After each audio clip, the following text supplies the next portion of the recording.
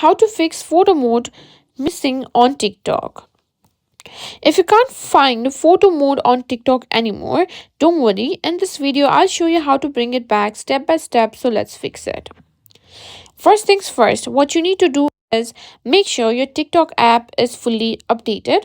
Go to the Google Play Store or App Store and simply search for TikTok and simply hit on update if there is an update available.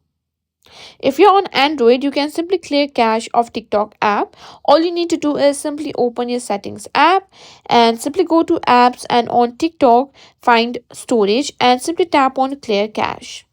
Now, if that also didn't help, what you can do is simply uninstall the TikTok app itself and then again install it.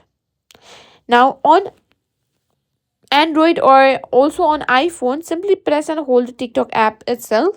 Here you can find clear cache, which is automatically clears inside the TikTok app. Simply tap on that and it will simply automatically clear cache of your TikTok app. And as you can see here, my photos app it's shown. Make sure you check that you have your photo mode as well, and that's how you simply fix photo mode missing out on TikTok.